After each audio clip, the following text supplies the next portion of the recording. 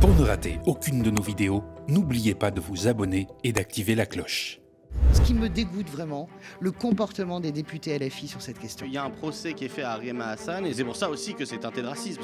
On la considère que pour ce qu'elle est supposée représenter. Ne crois pas que c'est le Vietnam qui est en train de se passer, que Aux j'aime bien. États-Unis, si, quand même. Hein. Mais rien du tout, c'est 200 universités avec 10 tantes, arrêtez. Bon, c'est un nuancier, tout ça. 50 nuances de faf.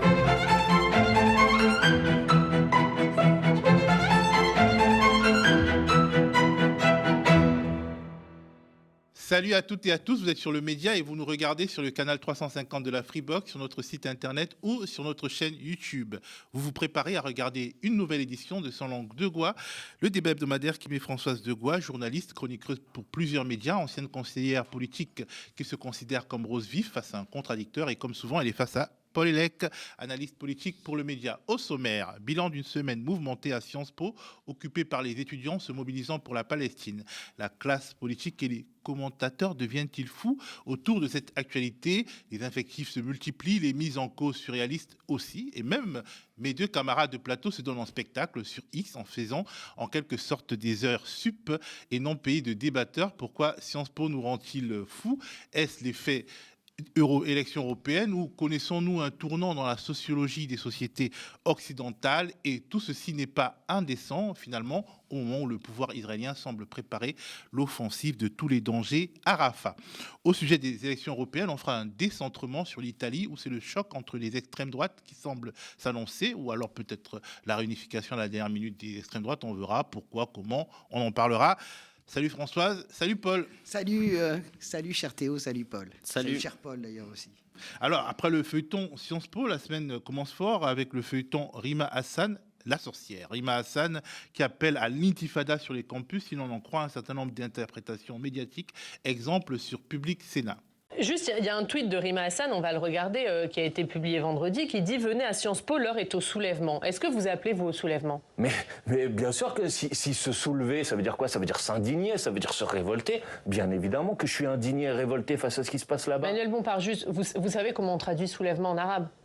Dites-moi. On traduit ça intifada. Est-ce que vous appelez l'intifada ? En polonais et en... Non, mais, mais je veux dire, qu'est-ce que c'est que cette histoire maintenant? C'est-à-dire quand Est-ce que vous appelez l'intifada ? Non. On imagine que Rima Hassan, qui est franco-palestinienne, n'a pas utilisé ce mot complètement au hasard. Oh, franchement, madame, s'il vous plaît. Vous pensez quoi? Vous pensez que parce que madame Rima Hassan est franco-palestinienne, il faut traduire l'ensemble des mots qu'elle utilise en arabe pour en savoir leur vraie justification? Ben non, elle a utilisé ce mot pour ce qu'il veut dire en France. Ce qu'il veut dire en France, c'est soulevez-vous, révoltez-vous face au fait que vous avez un pouvoir politique aujourd'hui qui ne fait rien de conséquent pour que ces massacres s'arrêtent, tout simplement. Enfin, qu'est-ce que c'est que cette histoire? On n'a plus le droit maintenant de dire que ça suffit, c'est insupportable ce qui se passe là-bas. La semaine dernière, on a trouvé des charniers.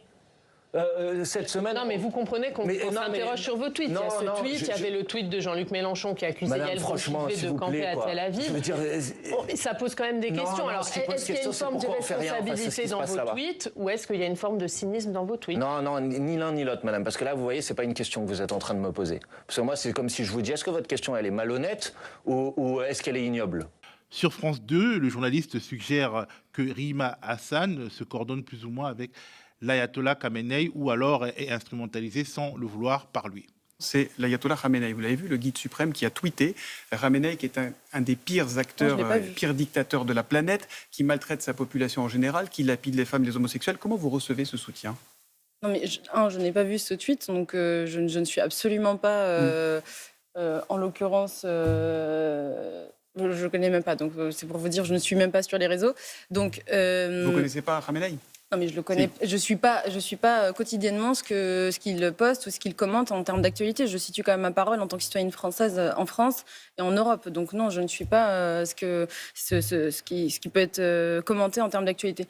Non, j'ai pas de commentaire à faire. Je vais pas commenter, si vous voulez. Vous n'avez pas l'impression là pour le coup d'être vous instrumentalisé par Khamenei, par. Mais absolument pas. Non. Je viens de vous dire que les étudiants se sont mobilisés depuis des semaines. Ils nous ont appelés à se joindre à eux.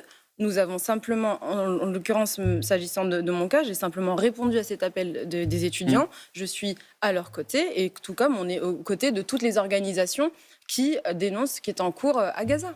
Alors pourquoi Rima Hassan cristallise-t-elle autant, de plus en plus en tout cas, aujourd'hui plus que jamais ? Alors, moi, j'ai bien regardé France 2 ce matin. Thomas Soto lui dit, excusez-moi, mais Thomas Soto lui dit pas qu'elle est coordonnée avec l'ayatollah Khamenei. Elle lui dit juste, est-ce que ça vous gêne pas d'être récupéré par le chef suprême et le guide suprême de la révolution? Soit récupéré, soit en coordination. C'est normal de poser cette question. Moi, je mènerai une action politique. J'aimerais absolument pas que Ali Khamenei me salue.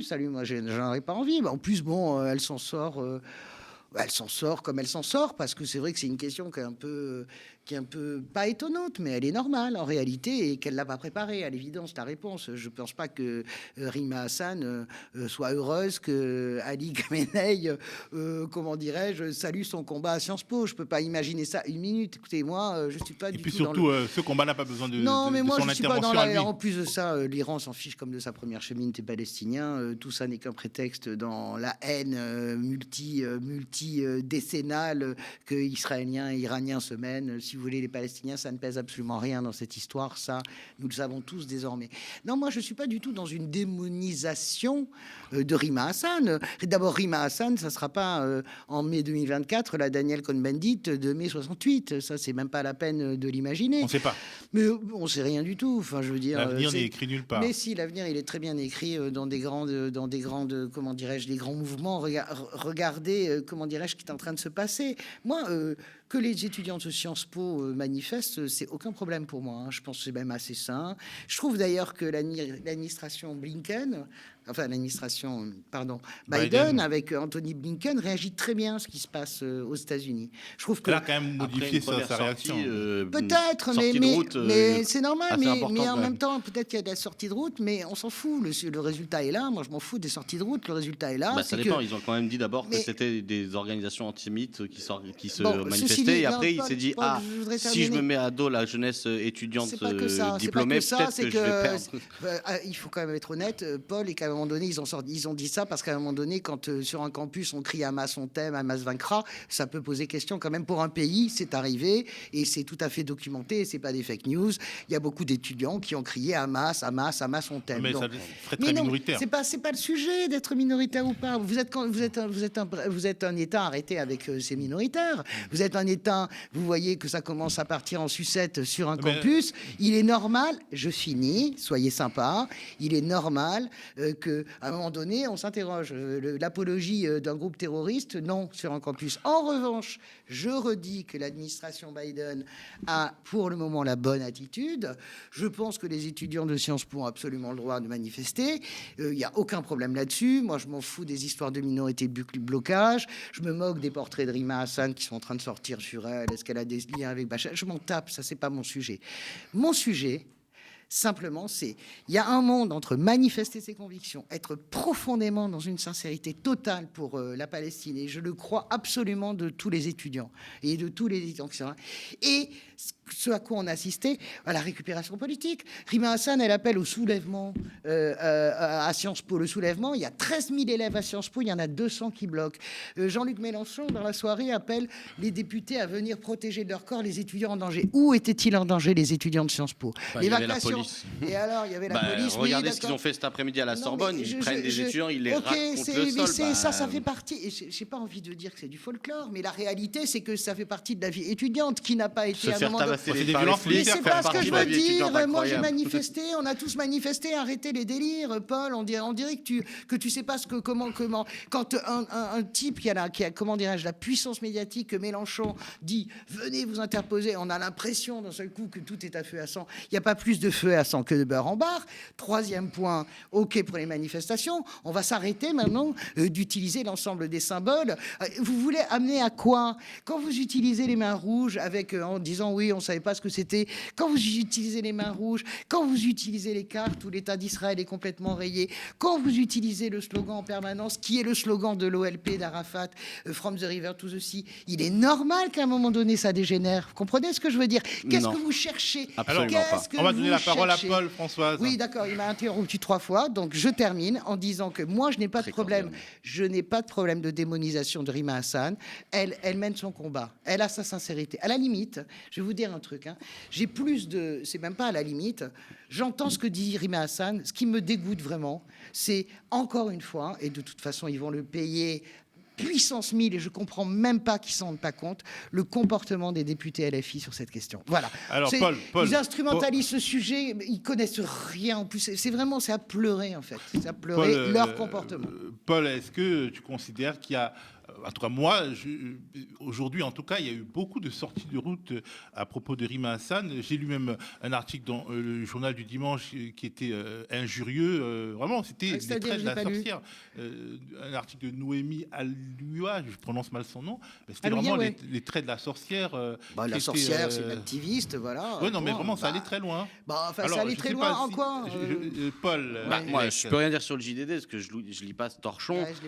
Mais bon, ce qui est vrai, c'est qu'il y a un procès qui est fait à Rima Hassan, et ce que j'observe, c'est qu'il n'est jamais fait pour ce qu'elle dit ou ce qu'elle défend. En fait, il est fait pour ce qu'elle est.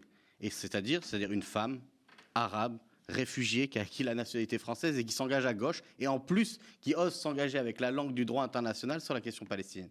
Et c'est ça qu'on reproche à Rima Hassan. Et c'est pour ça aussi que c'est teinté de racisme, parce qu'on lui reproche d'être ce qu'elle est et pas ce qu'elle fait ou ce qu'elle dit. Encore une fois, les accusations d'antisémitisme, c'est quelque chose de très grave. Si elle dit quelque chose d'antisémite à la télé, dans un meeting ou ailleurs, j'espère bien que la justice française pourra condamner ce qui est un délit en France. Mais ce n'est pas le cas.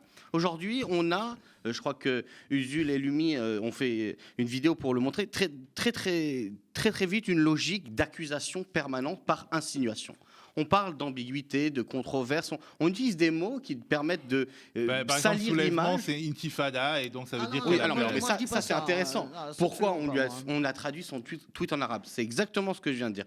On la considère que pour ce qu'elle est ou ce qu'elle est supposée représenter. Donc derrière Rima Hassan, il voit le fait que c'est une arabe. C'est ça qui est. C'est son fond de commerce. Non mais je suis désolé. C'est pas son fond de commerce, c'est sa cause. Non mais je suis désolé. Et c'est les deux, mon capitaine. Mais quand tu dis fond de commerce, c'est péjoratif. Mais c'est pour ça qu'elle est là. Oui, on n'interroge pas Meir Habib en traduisant des tweets en hébreu, en essayant de lui trouver un sens caché. On le fait parce que c'est une arabe. On le cartonne, Meir Habib. Mais on le cartonne, mais on le cartonne pas comme ça. C'est ça que je veux dire, c'est que ça fait partie du débat médiatique. On sait qu'il ne va pas y avoir de facilité à exprimer une position. Enfin, vraiment, c'est classique. Le système médiatique est un endroit où le clash et le bruit font souvent beaucoup plus l'attention que malheureusement les développements un peu précis et intéressants. Mais en dehors de ça, il y a manière de faire. Et ce qui est fait est absolument odieux, d'autant plus que ça s'enchaîne dans une séquence dans laquelle on interdit des conférences, dans laquelle, en gros, on essaye de construire une figure repoussoir, mais vraiment pour une seule raison. Parce qu'il n'y a rien à lui répondre sur le fond quand elle dit « Je suis, moi, dans mon esprit, c'est ce qu'elle dit, elle, pour un État binational avec égalité de droits entre Palestiniens et Israéliens, ce qui, normalement, devrait satisfaire tout le monde. L'égalité, ça devrait être quelque chose. Mais que personne ne veut soutenir. Non. Et elle dit « Mais la voie pour y parvenir, c'est la voie du droit international, deux États. La solution à deux États, qui est une position classique de l'ensemble des partis de gauche dans la scène politique française. Et donc, à partir de rien, on fait des polémiques parce qu'il s'agit d'une offensive pour soutenir l'indéfendable pour certains, c'est-à-dire soutenir plus ou moins qu'on n'a pas le droit de blâmer Israël pour ce qu'elle fait, c'est-à-dire massacrer des milliers de personnes. Et pour d'autres, c'est juste cynique et dans la période un moyen de se taper une candidate. Mais aussi, on a vraiment l'impression que peut-être la France n'est pas au niveau, Paul, parce que, par exemple, il y a une polémique sur les... Mais non, mais attendez, vous n'allez pas faire moi, je peux pas... Je voudrais répondre à ce que dit Paul, quand même. Je veux bien que tu relances en permanence. Oui, non, mais en fait, je voulais justement qu'il réponde à ton sujet sur les mares rouges, les fameuses mares rouges. Ça a occupé une bonne partie du week-end. Sur les mares rouges? C'est un symbole assez classique des manifestations qu'on connaît bien avant les années 2000 par ailleurs. Et que, voilà, encore une fois, une nouvelle fake news. Enfin, c'est pas une fake news, c'est effectivement un élément de langage de la propagande israélienne. Non, c'est pas vrai. Vous y connaissez, vous aviez fait le coup des 40 bébés décapités en nous disant qu'il y a des journalistes sur Twitter. Moi, je n'ai jamais parlé de 40 bébés décapités. On ne s'en mêle pas. Mais tu peux regarder sur Twitter, je n'ai jamais dit. Ça a été fait dans une chronique ici pour le montrer sur les mains rouges. Et donc, du coup, c'est un élément de propagande pour dire quoi? J'ai jamais dit qu'il y avait 40 bébés décapités. Pour dire à quel point c'est ridicule. Il y a des personnes en Israël qui se sont peints les mains rouges elles-mêmes pour reprendre ce symbole, pour dire on en a marre du sang et du massacre, et elles l'ont fait elles-mêmes, soit pour dénoncer, et avec justesse, le fait qu'il y ait encore des otages à Gaza. détenus par le Hamas. Des Israéliens sont manifestés avec les mains. De la même manière que, en fait, dans toutes sortes de mouvements, que ça a été le mouvement Black Lives Matter, que ce soit un certain nombre de mouvements altermondialistes ou écologiques, pour montrer les dévastes de différentes politiques, ça a toujours été un symbole et ça n'est en rien un hommage à un massacre que personne ne connaissait de 2 personnes qui a effectivement eu lieu dans les années 2000. Ça, c'est vraiment un élément de la propagande d'Israël parce qu'encore une fois, le problème, c'est quoi? C'est que dans la situation actuelle, on ne veut pas... Paul, mais c'est pas possible. Oui, mais sur les mains rouges. Alors d'abord, non, mais tu n'arrêtes pas. Tu m'as interrompu. Donc arrête. Oui, François. Propagande israélienne. Premièrement, moi personnellement, je n'ai jamais repris la propagande des bébés décapités. C'est sur Twitter. Mais tu peux le regarder. Il y a même une chronique du média qui a avançons dans le débat. De toute façon, on va. Je n'ai jamais parlé, moi, des 40 bébés décapités. J'ai parlé d'un bébé décapité qui avait été mis dans le four. Personnellement, c'est pas la peine de reproduire tout ce que les trolls de la France Insoumise balancent. Je ne l'ai jamais fait. Donc tu peux regarder, y compris sur les tweets supprimés. Deuxièmement, la propagande israélienne, je suis désolé de te le dire, l'histoire des mains rouges et ensanglantées. C'est impossible que quelqu'un qui supposément s'intéresse au Proche-Orient, ou alors c'est des gros nuls complètement incultes, ou alors ils ne savent pas ce que ces mains rouges représentent, d'accord? Donc ça, on s'en fout du point. Moi, je voudrais revenir sur la folie générale. Et je trouve que Jérôme Guedj l'a parfaitement bien, comment dirais-je, je m'en tape qu'on me dise, oui, c'est la presse bourgeoise, parce que j'en ai marre d'entendre ces mots à la con, c'est la presse.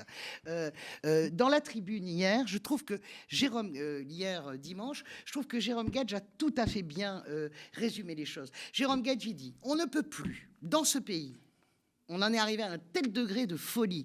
Tout ça aussi à cause de la folie générale, du délire de la France insoumise qui porte le fer dans ses outrances et de gens comme Meyer Habib qui répondent ou qui attaquent ou qui répondent. Depuis le 7 octobre, le débat est complètement pourri. On ne peut plus dire ce pogrom est une horreur absolue. Ce qui s'est passé est une horreur absolue sans être un suppôt de Netanyahou. Je termine, tu vas pas m'interrompre toutes les 2 minutes. Non, tout le monde l'a pas dit, ça n'est pas vrai. Pas plus Mathilde Panot que Jean-Luc Mélenchon. Non, stop, arrête. Et on ne peut pas dire d'un autre côté, il faut que ce carnage s'arrête à Gaza, absolument, et qu'il faut de l'aide humanitaire sans être un suppôt de l'islamo-gauchisme. Il est là notre problème français. Il est là notre sujet. Et moi, j'en veux vraiment, au-delà de Meyer Habib, qui est complètement disjoncté, et vous pouvez reprendre tout mon fil Twitter, j'ai assez critiqué Meyer Habib et Netanyahou bien avant le 7 octobre pour pas avoir de leçons sur la propagande israélienne. Là, celle-là, si tu veux, je la laisserai pas passer. Ça, c'est le premier point.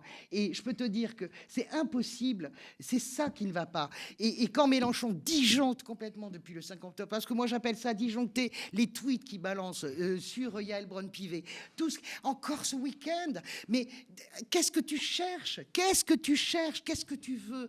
Tu veux déclencher quoi? Un mai 2024, ça n'arrivera pas. Pourquoi? Mais parce que ça n'arrivera pas. Pourquoi? Parce que c'est loin des préoccupations des gens. On peut le regretter ou pas, c'est loin des préoccupations des gens. Israël et la Palestine, c'est loin en réalité. Tu fais te soulever les facs, tu te fais te soulever la jeunesse sur des sujets. Ne crois pas que c'est le Vietnam qui est en train de se passer. J'entendais Gérard Haro, pour lequel que j'aime bien. Aux États-Unis, si, quand même. Hein. Mais rien du tout. C'est 200 universités avec 10 tantes. Arrêtez. C'est pas ça le sujet. Je ne suis pas en train de dire, comment dirais-je, que c'est infime et que ça n'a pas d'importance. Je ne dis pas que ça n'a pas d'importance, mais je dis que ce qui est recherché, d'abord, ce qui est recherché est totalement pervers, on est d'accord. Ça, c'est le premier point. Politiquement, pas Rima Hassan ou pas Rima Hassan, c'est pas mon sujet. Les étudiants, c'est pas ça. Ce qui est recherché est pervers sur le plan politique, et ça nous mène. En plus, ça réveille des choses qu'on sera incapable d'arrêter ensuite. Après, on verra tous les LFI en train de pleurer parce qu'il y a des gens qui se feront assassiner, etc. Donc, on connaît déjà l'histoire. Les larmes de crocodile, on s'en tape. Je redis que je pensais que le Gaza devient le Vietnam, c'est une folie même de le penser pour les États-Unis. Alors, quand même, Françoise, le mouvement semble s'étendre, Françoise Despaul, avec l'installation d'un campement ce matin à la Sorbonne. Alors moi, mon intuition, c'est qu'il est probable, peut-être que je me trompe, qu'on assiste à un été militant au sein des jeunesses occidentales, à l'image de la séquence, peut-être pas le Vietnam, mais Black Lives Matter.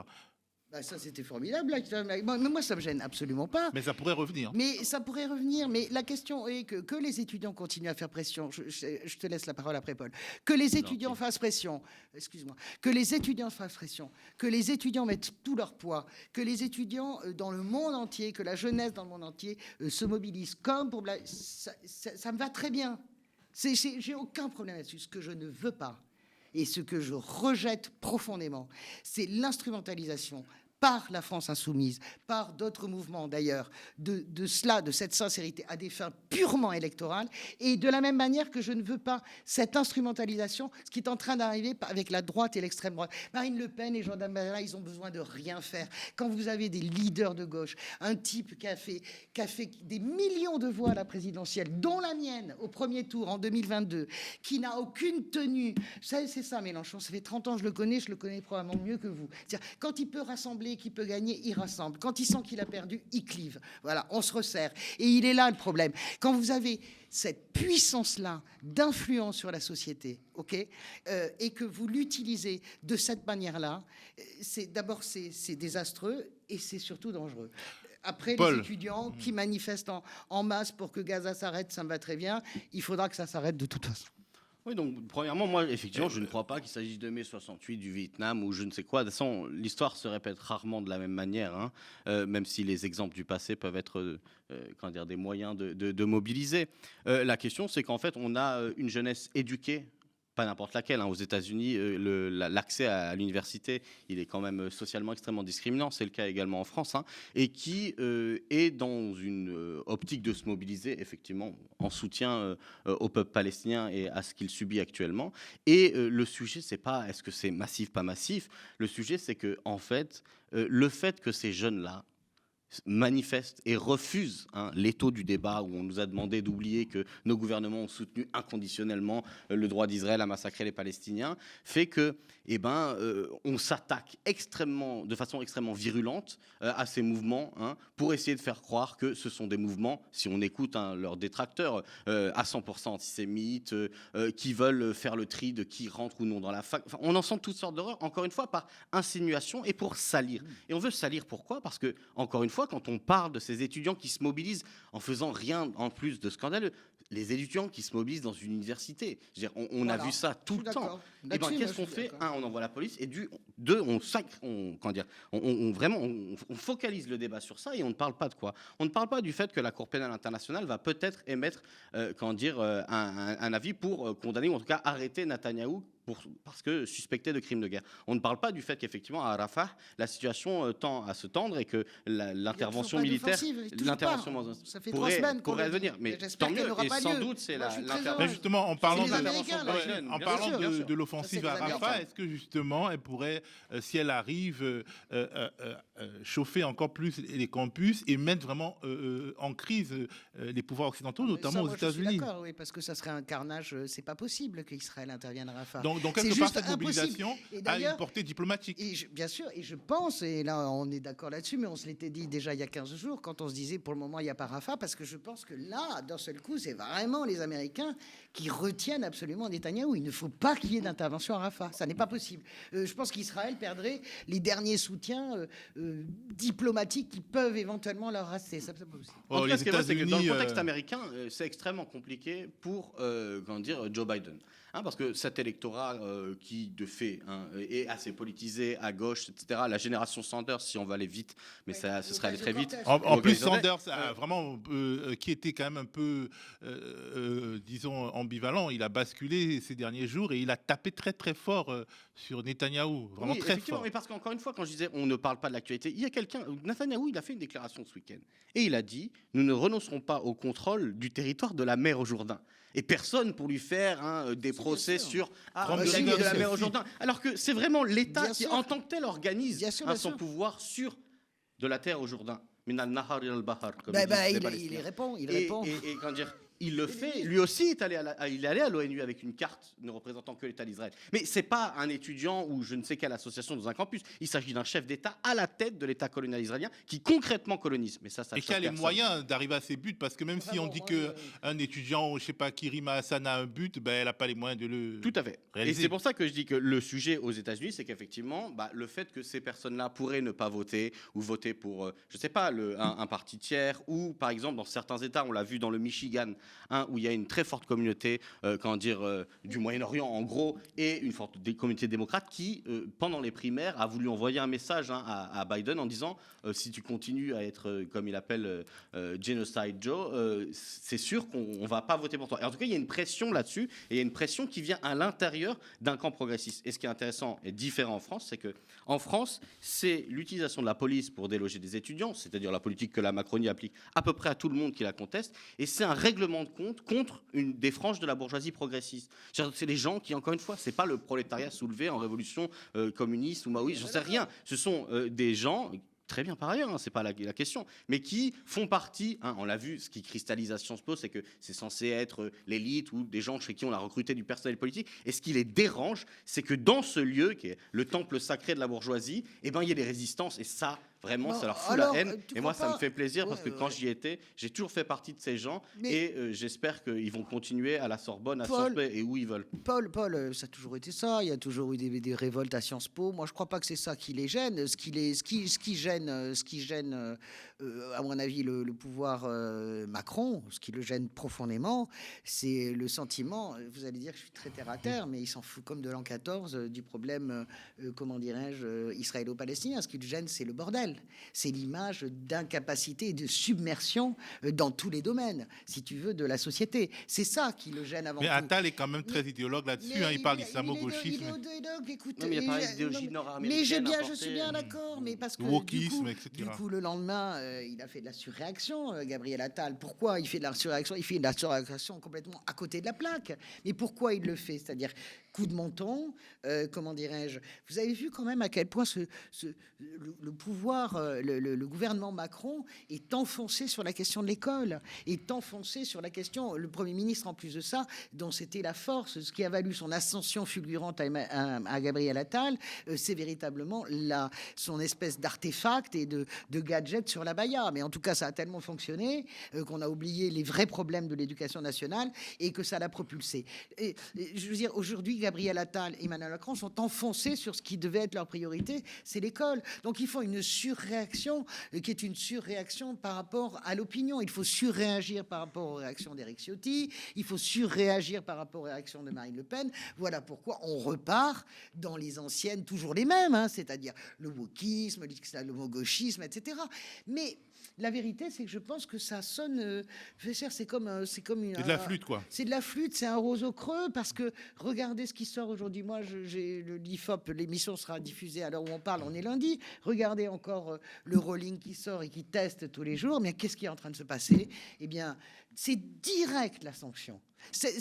La sanction électorale, elle est directe. Vous avez la France Insoumise qui perd 1,5 à 1 point, et vous avez Valérie Ayé, qui n'a absolument rien demandé, qui est la candidate de Macron, qui perd 1 point, et vous avez Bardella qui reprend un demi-point. Et Glucksmann qui reprend aussi un demi-point, mais Glucksmann, c'est accessoire, il est là. Enfin, je veux dire, c'est pas accessoire, mais c'est pas le sujet. La sanction immédiate des protagonistes de ce week-end, de bordel général, c'est-à-dire que ce soit la France Insoumise ou que ce soit la surréaction délirante de Gabriel Attal, eh bien, c'est la sanction immédiate. Les gens voient tout, ils ne veulent pas ça. Je pense que les Français veulent un vrai combat. Je pense que les Français, ils sont très touchés par le combat palestiniens. Ils sont très touchés par ce qui se passe à Gaza. Ils sont également, il ne faut pas oublier qu'ils sont également très touchés par ce qui s'est passé le 7 octobre. Donc, on peut quand même arriver, il y a moyen de moyenner, à trouver, je veux dire, un chemin pour arriver à débattre ensemble sur ces questions sans être dans cette polarité.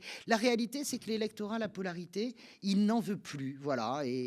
Alors, Paul, le mot de la fin sur ce sujet, moi, je ne peux pas accepter qu'on appelle ça un bordel. Enfin, je veux dire, c'est une mobilisation étudiante qui, par ailleurs, je veux dire, a obtenu un succès. parce que je rappelle que la direction de Sciences Po s'est engagée à ne pas poursuivre de façon disciplinaire les étudiants. Excuse-moi, c'était pas dans le sens qu'ils ont, je suis d'accord avec toi. Voilà le mot de la fin, François. Non, mais du coup, bon, au moins on est d'accord là-dessus. C'est-à-dire qu'il s'agit d'une mobilisation. Et pourquoi le sujet revêt encore une fois un caractère grave, c'est que la mobilisation aujourd'hui est en train d'être finalement interdite en permanence par différents motifs. Première manifestation pour la Palestine, interdiction. Pourquoi ? Par principe. Il a fallu se batailler au niveau juridique pour pouvoir obtenir l'autorisation de manifester. Non, mais on est où ? Deuxième chose, conférence interdite. Des gens qui se mobilisent, encore une fois, effectivement. On ne parle pas de 15 000 étudiants qui ont pris les locaux et qui ont dit jusqu'à la fin de l'année, Sciences Po est un territoire indépendant qui va faire ses propres cours. Ce qui serait peut-être intéressant par ailleurs. Ça, c'est pour la provocation. Mais, ça serait drôle en même temps. La République libre de Sciences Po. Bon, pardon. Voilà, une commune comme il y en a eu à Paris. La vraie question, c'est que là, on a parlé de quelques-uns qui ont fait un blocus et qui ont voulu amener le sujet. Et encore une fois, je veux dire, on l'a. Par exemple, la ministre de l'Enseignement supérieur, qu'on n'entend jamais et qui ne sait pas nous parler de l'université, qui va très mal. On ne sait pas ce qu'elle fait. Elle est venue pour expliquer il y a des lignes rouges qui sont franchies. Ça ne veut rien dire. Maintenant, on utilise juste des mots qui font. Ça, c'est les mots chiffons.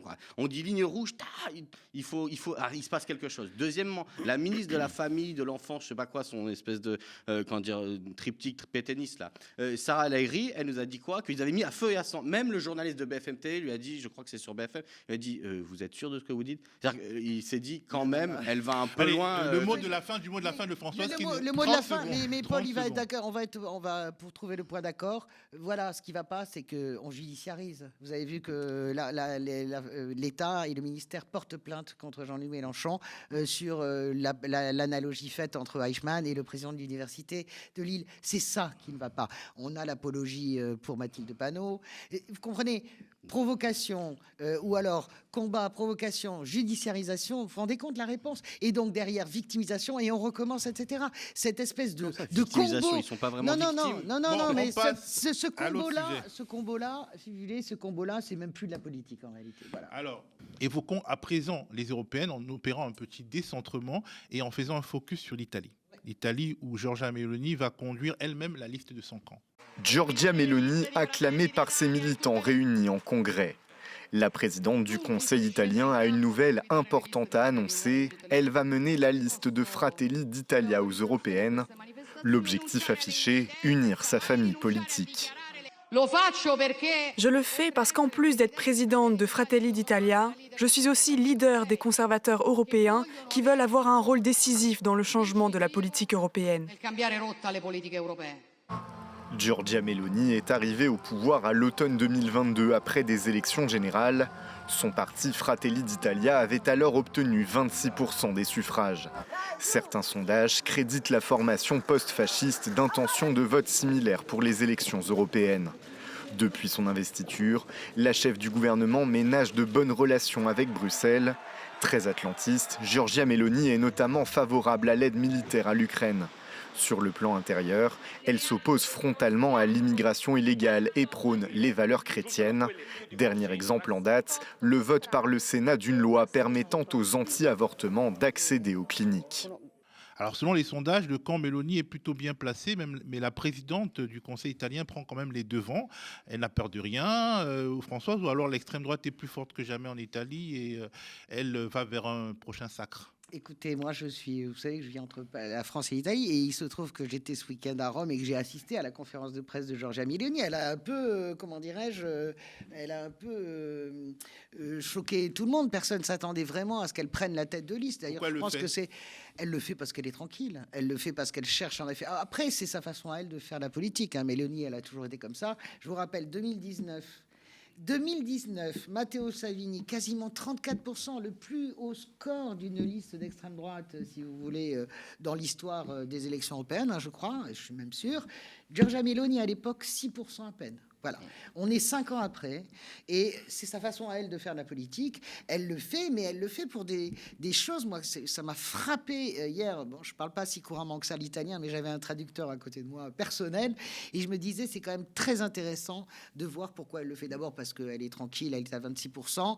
Elle veut encore reprendre le pas sur Matteo Salvini, et c'est assez effrayant.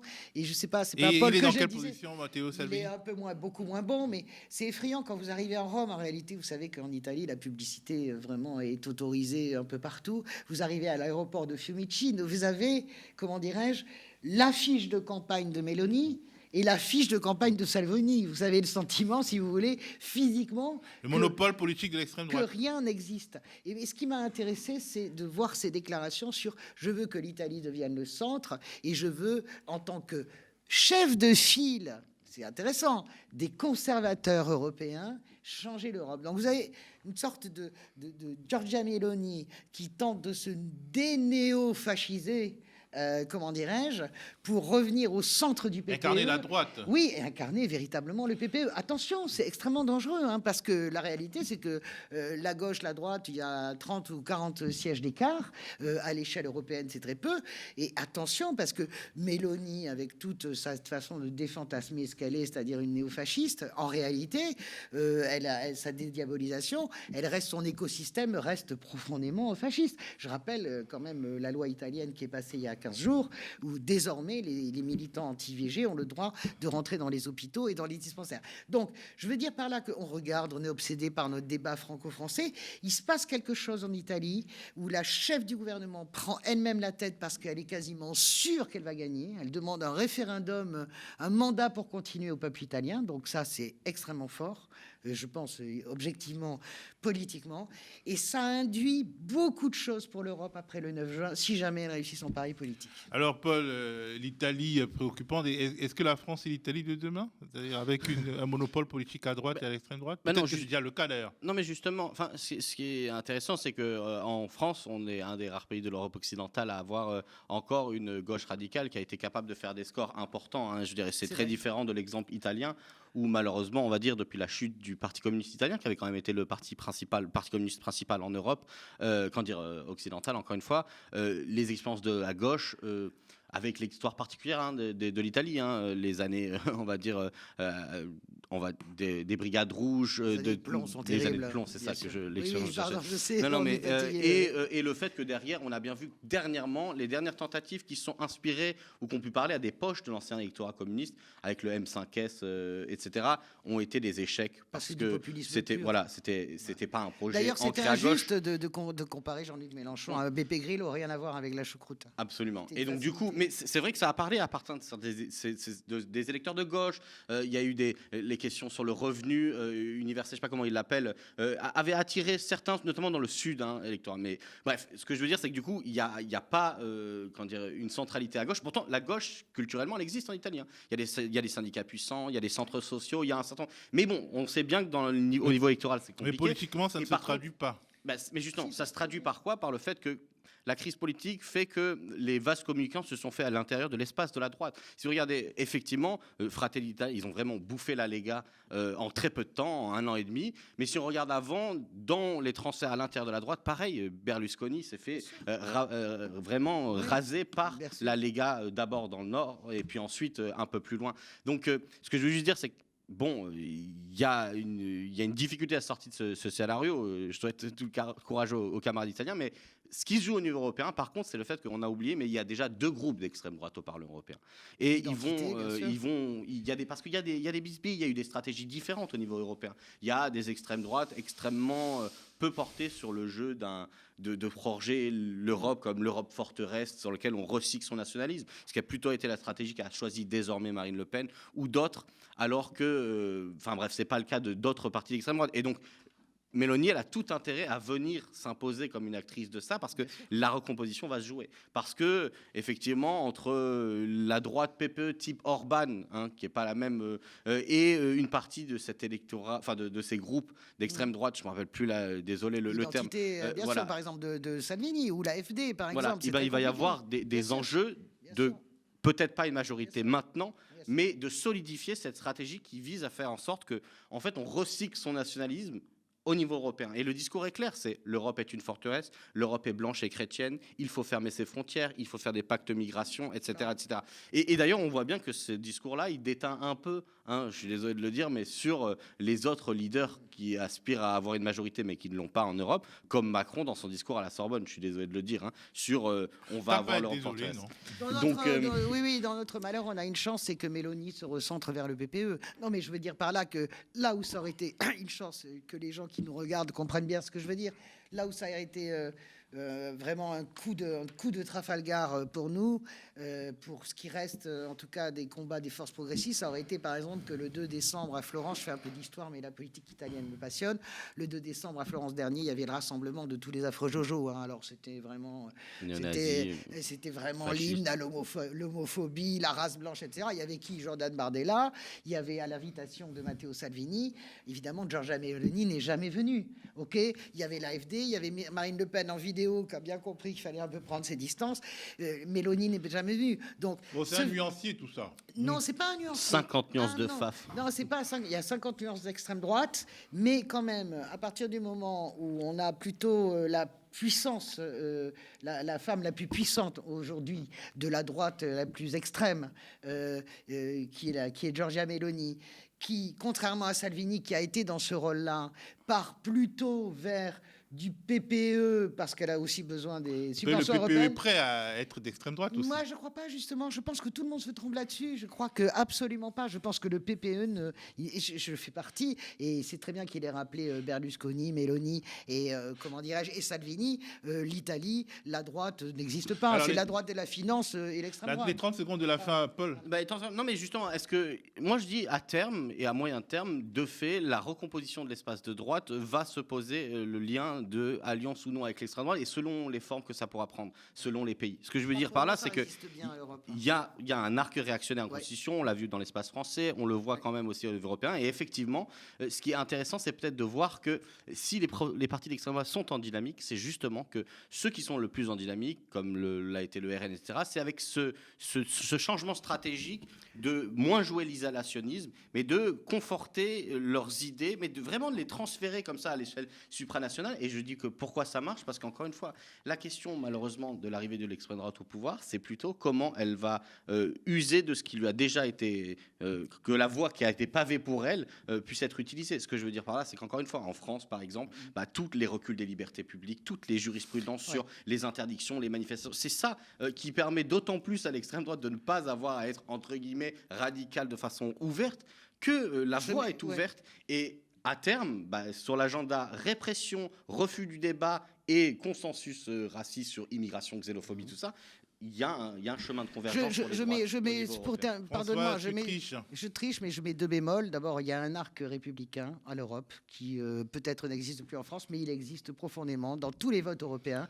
Il y a un arc républicain. Et deuxièmement. Et le deuxième bémol, c'est que contrairement à ce qu'on pense, le chemin n'est pas si pavé que cela pour l'extrême droite. Le débat va se poursuivre en dehors du plateau. Merci à vous de l'avoir mené. Merci à vous d'avoir suivi cette édition de Sans langue de Goua. Restez branchés sur le canal 350 de la Freebox. Si vous nous suivez sur YouTube, n'oubliez pas de vous abonner à notre chaîne, d'activer les notifications et de nous offrir un petit pouce levé.